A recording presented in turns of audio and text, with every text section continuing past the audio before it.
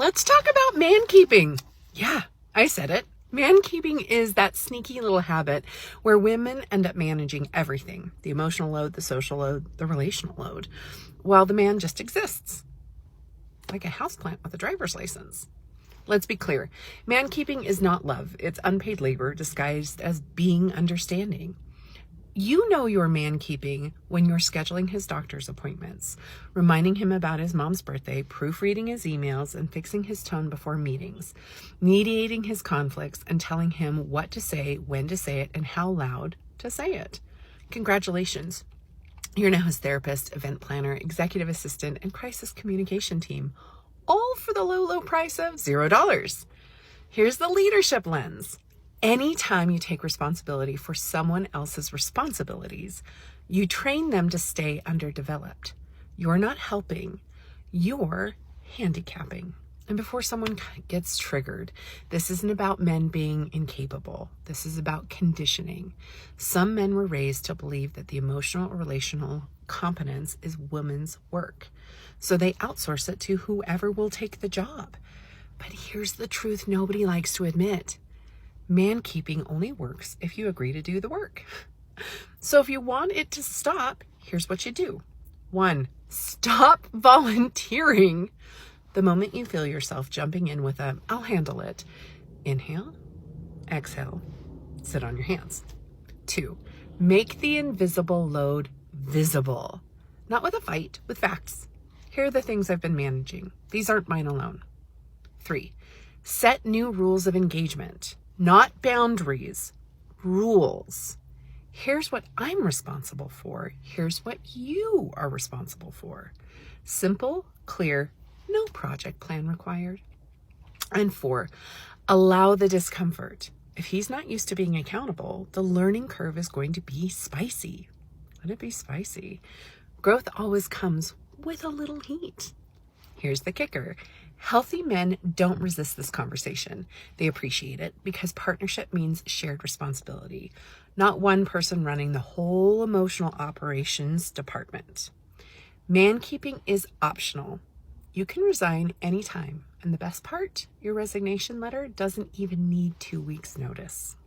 I saw this divorce attorney say something that stopped me right in my tracks. She said when men come into my office after a divorce, they're shocked. Shocked because they never realized how much invisible work their wives were doing to hold everything together. And listen, I know she ain't lying. A lot of men swear partnership is 50-50 because they split the bills and take out the trash once a week. Sir, that's the bare minimum of home maintenance, not emotional partnership. Emotional labor, the coordinating, the remembering, the connecting, the caring, those are the parts they don't even see until it disappears. She wasn't just keeping the home afloat, let's be honest. She was keeping him afloat, remembering everyone's birthdays, maintaining the family group chat, being his emotional home, therapist, cheerleader, calendar app, and Google Reminder all in one. So when she finally leaves, she's not shocked by the silence. She's been living in emotional isolation for years. Silence is nothing new to her. But him, oh, he's just now realizing that peace and quiet, it don't hit the same when nobody's centering you anymore. When the person who kept your whole world stitched together decides she's tired of sewing. And yet, somehow, society still pities her. Like being single is this tragic little condition she needs to hurry up and fix. Please, I wish they would stop with that. Women are the ones who are built for it. Women build community. We talk to our friends. We process. We cry. We heal out loud. We've got group chats, brunch aunties, work besties, cousins, therapy, prayer circles, a whole network of soft places to land. We were taught how to nurture connection, and that's exactly what saves us in the end. Men were taught to make themselves the center of their world. Women were taught to build a whole life. So no, I wish people would stop pitying the single woman. She's not the one sitting in silence wondering who she is without him. She's surrounded by the love she built herself, and she finally has the space to receive it.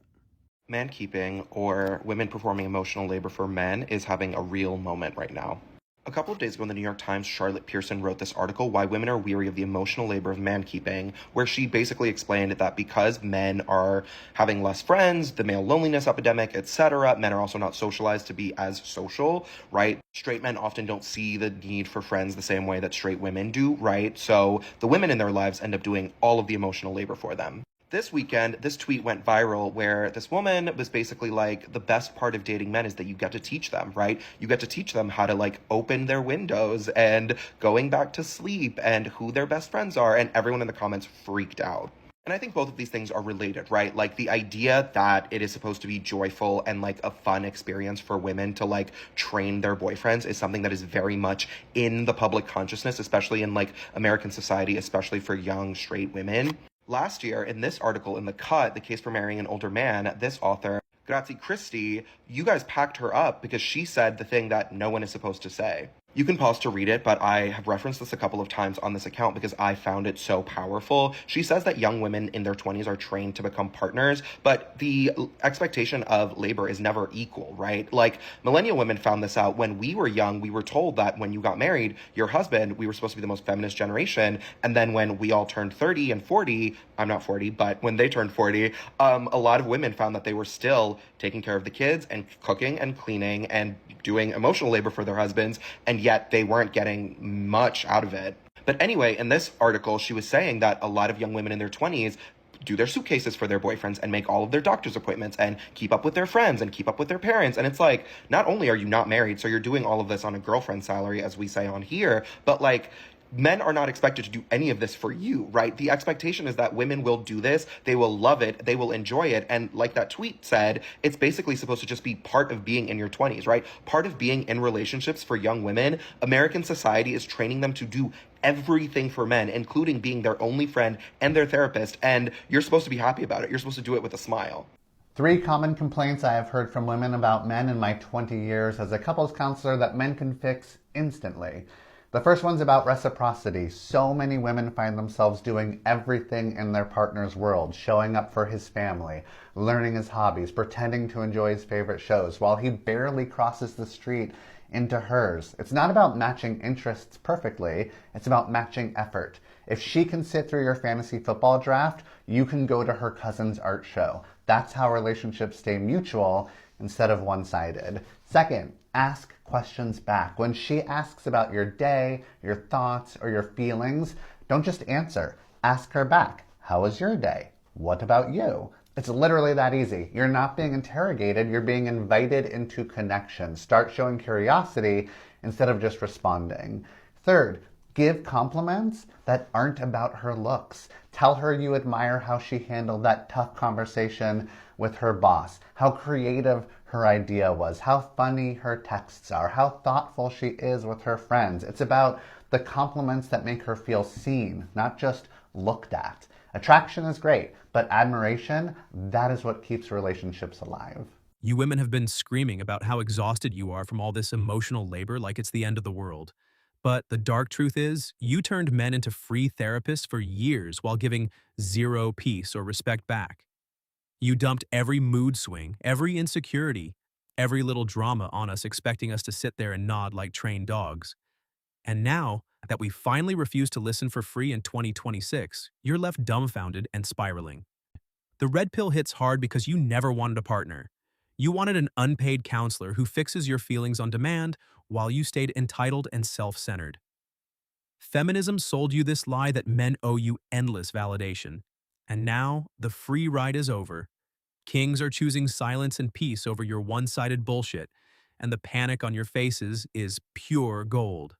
A new feminist term just dropped. Have you ever heard of mankeeping? It's essentially a term that feminists came up with to define all the emotional labor that they so valiantly do in relationships. It's described as a woman planning social events for a couple, caring for her man's emotions, being interested and supportive of her man's decision. Why do we need a term for that? That's just like being in a healthy relationship. And all of a sudden they're using this term to weaponize it against men, saying that women do too much emotional labor in relationships and therefore should get something in return.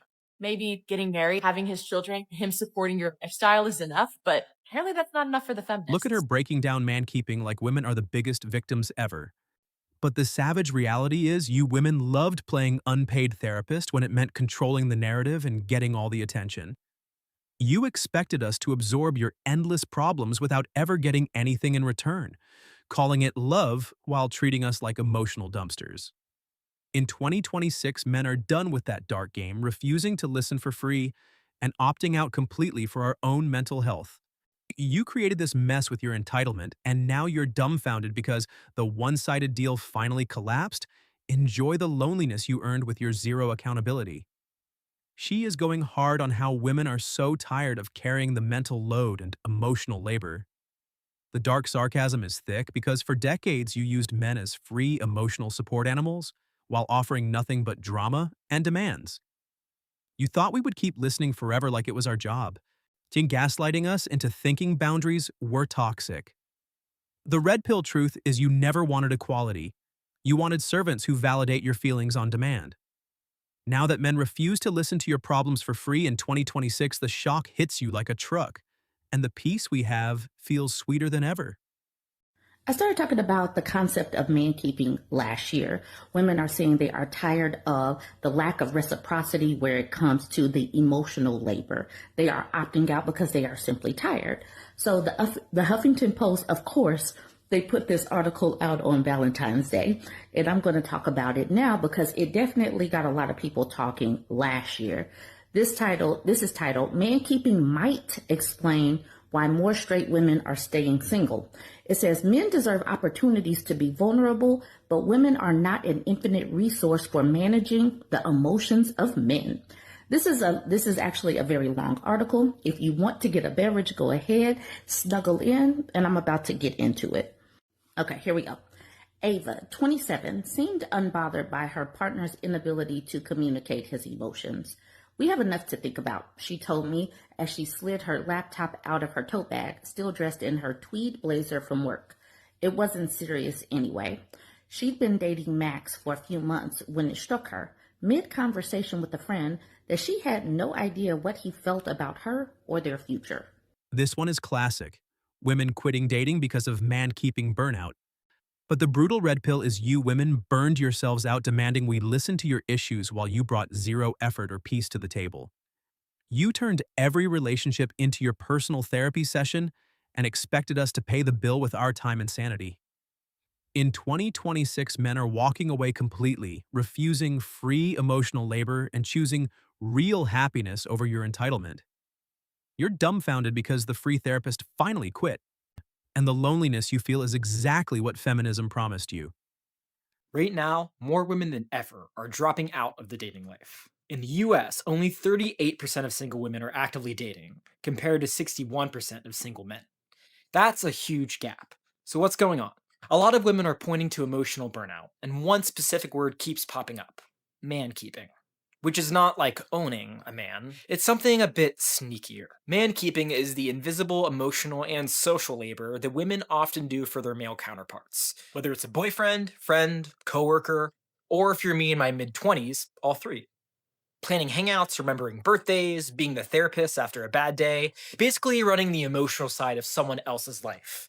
A big reason for this is what some call the male loneliness epidemic. And while the causes for this are hotly debated, the main fact is true. Men's social circles have been shrinking for years.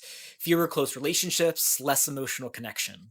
So the emotional workload ends up concentrated on the women who are still there, for whatever reason. The result is that women are feeling more drained, resentful, and when it comes to dating overall, thinking it's just not worth it. Because being someone's partner and their entire emotional support system can be exhausting, apparently. Spotting man-keeping is the first step to reversing this trend. Men can rebuild their networks, seek other outlets for support. Women can set boundaries so the emotional workload is a bit more proportionate. While everyone is different, relationships tend to work best when emotional care is shared. If one person is always carrying it, burnout is not really a matter of if, but when. And for many women, that when has already come. She explains how women end up doing all the emotional upkeep in relationships. The irony is deadly because you loved that power dynamic when it meant men were your emotional slaves.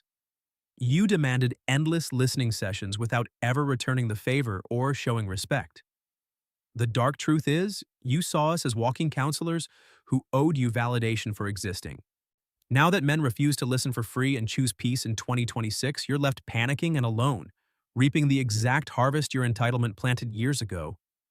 So I am begging you, this concept of man-keeping, wherein essentially it's being argued that women are having to do the emotional heavy lifting of listening to the men in their lives talk about their feelings and their problems, It's just the worst kind of misandry you could imagine. He is dropping truth on how men could opt out too. But the red pill angle is you women acted shocked when we finally did. You expected free emotional labor forever while calling men cold for setting boundaries. You gaslighted the whole game into thinking we owed you therapy on tap. But in 2026, the tables turned hard and men are refusing to listen to your problems for free. The dumbfounded look on your faces is the best part of the year. When women don't have a relationship, they pour that energy into their friends and their work. When a man doesn't have a relationship, he pours it into conspiracy theory, porn, and misogyny. If women can be okay without relationships, so can men. Also, stop prescribing women as the cure. Men don't need girlfriends to rescue them from isolation. They need community, accountability, and friends who actually ask them how they are doing. And men can do that by being the change they want to see in the world. Women have been building support systems forever. Book clubs, group chats, therapy, wine nights. Men could do the same thing, but instead, we keep acting like all the emotional labor should come free with a girlfriend. No, that's over. This is exactly why so many women are opting out, because they're tired of being a mom with benefits. It is gross. Scott Galloway is almost there, but still missing the point. He isn't wrong that men are struggling, but he keeps naming the symptom, loneliness, without naming the cause, patriarchy. It's the same system that tells men not to cry, not to depend on anyone, and not to be vulnerable, and then acts shocked when they end up isolated. And through it all, we keep circling back to what's best for men. Apparently, once men start suffering, it's a crisis. But when women spent decades juggling childcare, careers, and the mental load, that was called a lifestyle choice. So, if we actually want healthier men and healthier relationships, stop handing women the bill for men's emotional deficits. You don't fix patriarchy by dating it. 72% of single women tired of mentoring men emotionally. The savage sarcasm writes itself because you women mentored nobody, but demanded we mentor your endless drama for free. You turned dating into unpaid therapy, and now you're shocked we quit. The red pill reality is you never offered mutual effort, just entitlement and complaints. Now in 2026, men are done, refusing to listen, and the peace feels like victory. 22% of single women say they're tired of emotionally mentoring the men they date. What does that look like? To be honest, it is exhausting because, I mean, I don't think that I've dated a lot of people, but I think that I have enough, like, experience to know things. And sometimes having to be like, okay, well, you should be doing this, or you should, that is exhausting because, all right, that's why it's exhausting for me, because I'm the type of person that don't feel like they need to be mentoring anybody at this big old age. So I don't like to open my mouth and say, hey, I think that you should be doing this, and I require this, and now I know that part I should be doing, because if I require something and I like someone and they like me, then I should be telling them how they should be loving me and all of this and all of that. But it's just like the simple things. If you can't do the simple things, if I have to tell you how to do the simple thing, maybe you're not for me. Because do you find that like that is a common thread amongst males, I guess, in your dating age group? Yes. And I say that just from knowing guys I'm friends with, other friends and their dating situations, because me, I don't let too many people talk to me. So where guys get their dating mentorship from, I think that that's very important. Like, I don't know where they get their mentorship from. She is unpacking how women carry disproportionate emotional labor. But the dark truth is, you carried it because you loved the control and the free validation it gave you. You expected men to listen to your problems on command while you gave zero in return. In 2026, we refuse completely.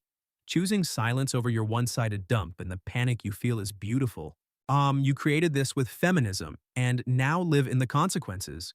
Hi, Benji here, and inspired by a response to this article, this is how recentering men in conversations about women's emotional labor is a common, harmful practice. This recently published Guardian article unpacked the emerging concept of man-keeping, a dynamic in straight relationships where women are held responsible for managing their partner's emotional well-being without reciprocity, often because those men lack broader support networks. While this isn't new, data shows that more women are stepping back from dating due to the exhaustion caused by this emotional labor. Today, I came across a critique of the piece on LinkedIn from a man arguing that the article's tone lacked compassion for men and was reductive in its use of terms like manspreading and mansplaining. While he acknowledged that men need to take responsibility, he emphasized the role of social conditioning and argued that men's emotional struggles should be met with greater support. It's a response that shifts focus from those naming harm to those uncomfortable being named, reflecting a recurring and harmful pattern in conversations about gender, where people do the incredibly important topic of men's mental health and well-being a disservice by centering it in conversations about the experiences of other genders, or worse, the impact men have on them. Of course, not all men hold power in the same ways, but the disproportionate emotional labor carried by women in straight relationships is a well-documented imbalance. And it's this dynamic and how it shapes women's choices that this article is specifically examining, not the emotional needs of men, which in this context are contributing to the imbalance described. Some may find the tone flippant, but I believe it reflects accumulated exhaustion. And while there is real value in nuance, it shouldn't obscure power dynamics, minimize accountability, or silence those who already lack voice. We should absolutely talk about how patriarchy harms men, but when that conversation consistently overrides or derails those naming its impact on others, it reinforces the very dynamic being critiqued, affirming the systemic imbalance that affords men power at the expense of all other genders, and throwing oil on the patriarchal fire that leaves everyone burnt. Sometimes we need to sit with discomfort and decenter ourselves to be part of the solution. Hope that helps. Bye. She says love isn't supposed to feel like unpaid emotional labor. The red pill roast is, you made it exactly that for men for years while playing victim. You demanded we listen to your issues like it was our duty, and now you're mad we stopped. The hypocrisy is dark and delicious. Men in 2026 refuse free therapy, and the dumbfounded shock on your faces shows who the real entitled ones always were.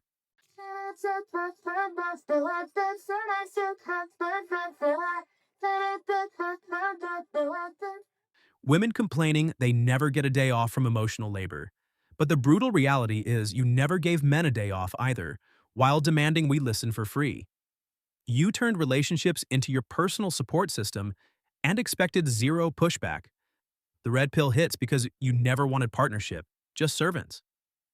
Now that men refuse in 2026, the loneliness hits you like a freight train, and kings are thriving in the peace. I've been having a hard time dating, and I'm honestly starting to feel a little lonely. Well, that's your fault. You're obviously not putting yourself out there. Oh, no, I am actually. I go to the gym, I go to church, I'm on the apps. It's just people either don't want to be approached or they just don't respond. Well, you're probably being disrespectful or creepy. I don't think that's fair. I mean, the other day I had a second date and I'm the one who decided there wasn't a spark. So you were being too shallow? No, I'm allowed to have standards too. And besides, it's not the only problem with dating. That second date, I took her to dinner and bowling, and it cost me $180. That's a week of groceries just to see if we like each other. That's ridiculous. So you were just trying to impress her with money? Nope, absolutely not. It was just bowling and Applebee's. It's just that things cost money and guys are expected to pay. I mean, do you think I should start seeing if they want to go Dutch? Ew, no. If you ask a girl to split the bill, it means you hate her. So let me get this straight. If I approach a woman, I'm creepy. But if I only message on apps, I'm antisocial. And if she doesn't like me, I'm a loser. But if I don't like her, I'm an a-hole. If I spend too much on a first date, I'm too flashy. But if I spend too little, I'm a bum. Yes, oh my god, why is this so hard for you to understand? Why are you even asking me about this? It's not a woman's job to provide emotional labor to solve men's problems. Right, you know what? I'm just gonna go talk to someone else. You know what you gotta do, bro? You gotta put these 304s in their place. That sounds crazy. No, don't listen to him. What you have to do is accept that as a man, you suck, and women have a right to hate you because they are queens, and you you will always be wrong and she will always be right, and just let her step all over you. Oh, that's also not it. I feel like it's so hard to get good advice as a man. Women's problems are worse, and men are the cause of all of their own problems anyway. All right, I'm just gonna get a dog. He breaks down why men stay silent. But flip it. And the dark sarcasm is you women hated when men opened up because it meant less free therapy for you. You wanted us to listen to your problems while staying emotionally unavailable ourselves. In 2026, we refuse completely, opting out of your game, and the shock looks good on you. Red pill peace over entitlement wins every time. So there's something that I need us to stop telling women, especially young girls, and this is when women bring up issues in their relationships where their partner is treating them badly or refusing to meet their needs, and then you hear people telling them that, oh, just go for men that love you. If a man loves you, he will move mountains for you. I swear, I promise you, wallahi, every person that will willingly keep themselves and somebody else unhappy in a relationship, I refuse to make changes. I refuse to leave that relationship and will keep stringing somebody along in that relationship. I refuse to meet their partner's needs. Does not have the capacity to love anybody properly. Like, it's not about love sometimes. Some of these men, they actually do love, because love is not just an act, it's not just a feeling, it's an action, right? So people have the feelings. In fact, if somebody has avoidant tendencies, the stronger that they feel, the more likely they are to actually exhibit those avoidant tendencies, because they feel more vulnerable in the relationship. And in this case, where men keep themselves and women unhappy in a relationship, right? It's because it's not just that, oh, they're scared. They don't want to be the bad guy. They don't want to leave and be the bad guy. I promise you, it's because they're also benefiting something else from that relationship. It could be that, yes, apart from one not wanting to be the bad guy, they also are benefiting maybe emotional labor. Maybe it could be sex. It could be emotional labor. It could be that this person is somebody who is considered a catch, or this woman is considered a catch, and it uplifts their status in the eyes of other men. She talks about emotional labor in relationships. The red pill truth is you women weaponized it to control men while demanding free listening forever. You never gave back the same energy. Now men refuse to listen to your problems for free in 2026. And you're dumbfounded because equality finally bit you. The silence we chose feels like freedom. Women will suffer tragedies and still run errands the same day. But if a man's parents divorce when he's 10, he will unleash wrath on the world for the rest of time. Okay, it's true. A woman can go through heartbreak, grief, betrayal, and still show up at work, pay bills, and remember everyone's birthdays. Okay, meanwhile, one man gets emotionally wounded in elementary school, and he decides he's never trusting another human being again. All right, she's healing through therapy, journaling, spiritual growth. He's healing by ruining 3 relationships and getting a wolf tattoo. Okay, so, she cries, prays, reflects, forgives. He starts a podcast no one's going to watch. All right, so it's not even that men don't feel things. They just never stop feeling the first thing, okay? She's processing her pain. He's building his whole personality around it. All right, you ask him what happened, and he's like, well, my parents split up in 2008. Bro, that was 3 presidents ago. You've lived through recessions, pandemics, and 6 new iPhones, and maybe it's time to let go. All right, so, women go through fire and come out functioning. Men go through mild emotional convenience and enter their villain arc. She explains women heal through talking while men build walls. The savage roast is you used our listening as free therapy and hated when we stopped. You expected endless emotional labor from us with 0 return. In 2026, men refuse, and the panic is real because the free ride ended. Kings win by walking away. Let's read this together. Let's put our voices into this. Women have withdrawn their reverence. We no longer honor what has betrayed us.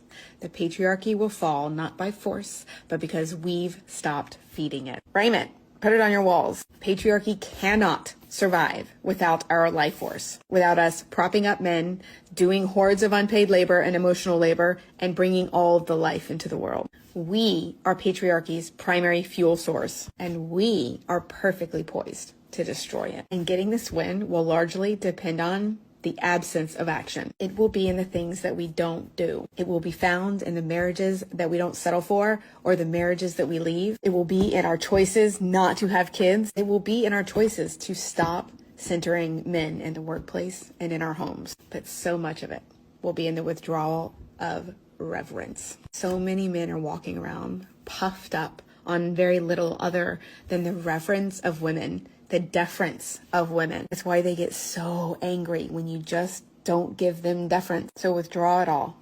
Save it for yourself and stare them down. Do not relent. Do not fold. She says patriarchy needs women's emotional labor. The dark red pill is you loved propping up men until we said no more free sessions. You demanded we listen to your drama while giving nothing. Now in 2026, we refuse, and the loneliness you created is your reward.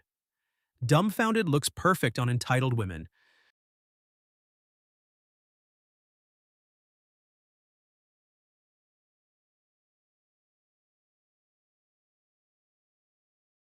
Women tired of holding everyone together, but the hypocrisy is you never held men together without expecting payment in attention.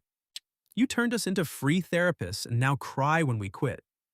Red pill reality hits hard in 2026 as men refuse to listen for free and choose real peace over your drama.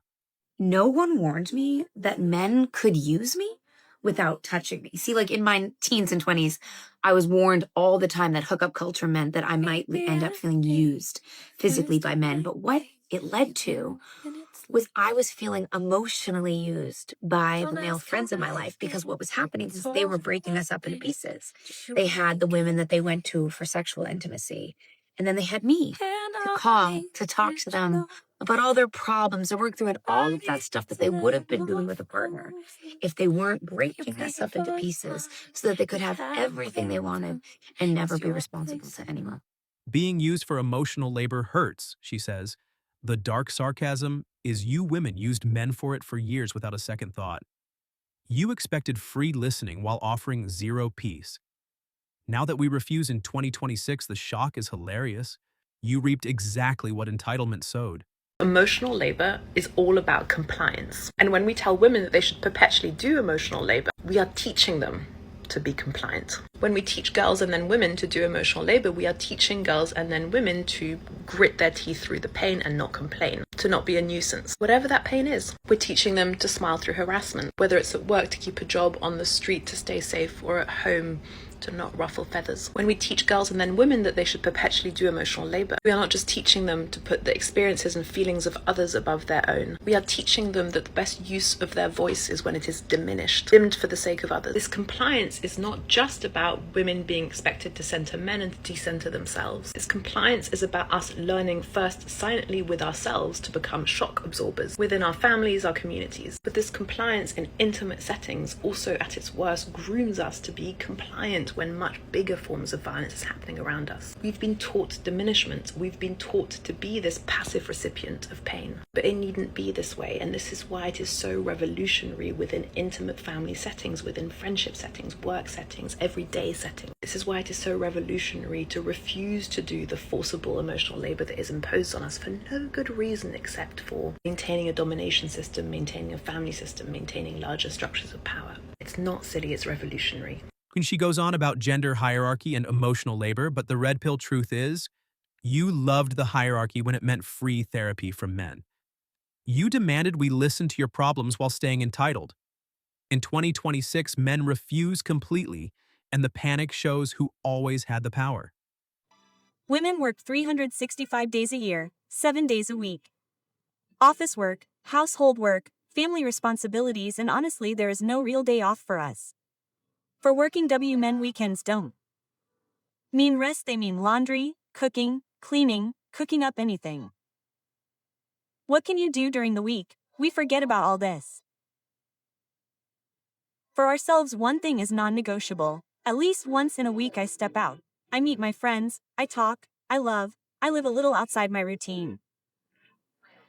Because if I don't, I feel suffocated. I need that break to go out, to breathe. Feel like myself again. Because work will always be there, responsibilities will always be there. But our mental health also needs space. So I believe everyone deserves time for themselves. So relax, enjoy, and feel happy. She clarifies emotional labor expectations. The brutal roast is you clarified nothing but demanded men listen for free forever. You turned dating into one-way therapy and now act shocked we stopped.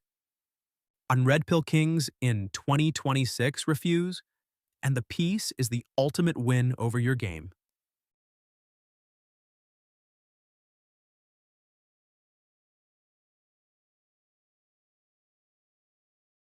She talks about men getting lonely and emotional labor. The dark truth is, you created the loneliness by demanding we fix your issues while ignoring ours. You expected free support with zero reciprocity. Now men refuse to listen in 2026, and the dumbfounded panic is everything.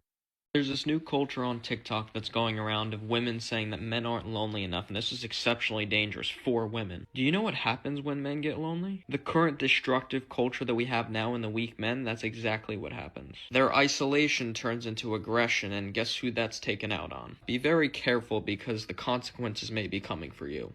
Holy shit. So the takeaway is that women are expected to manage male emotions for them, to cushion their loneliness, flatter their egos, and supply attention on demand. Not because those men have earned care, respect, or partnership, no, but because failing to do so provokes their aggression. In other words, instead of holding individuals accountable for their behavior, burden is shifted onto women who perform emotional labor under the implicit threat of what might happen if they don't. To wrap it up with a cute little bow, give these men blanket positive attention whether they deserve it or not. If you don't, and they choose to act violently afterward, that's on you. Framing doesn't protect anyone. It's fucking entitlement. Worse, it's being used to justify aggression against innocent people. Men are not children. Well, I mean, they are. Sorry. Anyway, adult men are accountable for their own behavior. If somebody's lonely and unwilling to grow, reflect, or improve, the responsibility lies with him to change, not with women to provide them with blanket attention and tell him he's a good boy. What do you guys say? Man up. She says women carried the load while men took credit. The dark sarcasm is you carried nothing but your entitlement and expected men to listen forever. You never gave credit or effort. Now that we refuse free emotional labor in 2026, you're left alone wondering why. Kings chose peace and won. Most men don't know how female communication works. They provide solutions, which is what they would want when a woman wants validation. So when a woman has a difficult experience during her day and she comes home and she draws a deep breath and she's going to tell him everything that has happened today and about how her work enemy did this and how she ate this for lunch and how her shoe didn't look quite right. A couple things are happening. Her logical brain is diminished to fuel an emotional spike over on the emotional agitation side of the brain. What women do is they process this with other women. And as the other woman says, wow, oh, I'm so sorry. Whoa, wow, oh, that's amazing. Oh, and they give them a hug after 20 minutes of endless talking, right? Women get this with each other. They do this. Women will say, like, I don't want you to give me a solution. I just want you to hear me rant. What's wrong, babe? Nothing is wrong. No one warned me that men could use me without touching me. See, like in my teens and 20s, I was warned all the time that hookup culture meant that I might end up feeling used physically by men. But what it led to was I was feeling emotionally used by the male friends in my life because what was happening is they were breaking us up into pieces. They had the women that they went to for sexual intimacy. And then they had me to call, to talk to them about all their problems, to work through it, all of that stuff that they would have been doing with a partner if they weren't breaking us up into pieces so that they could have everything they wanted and never be responsible to anyone. If he doesn't adore you, you'll do all the labor. I'm the red pill roast is you expected adoration and free listening while offering zero in return. You made it one-sided and now cry when men stop. In 2026, we refuse, and the loneliness you feel is perfect justice. Ladies, do not ever become exclusive with a man unless he absolutely adores you. Because a man who does not genuinely like, admire, and value you will not do the long-term work it takes to have a healthy relationship. He just won't. And here's why.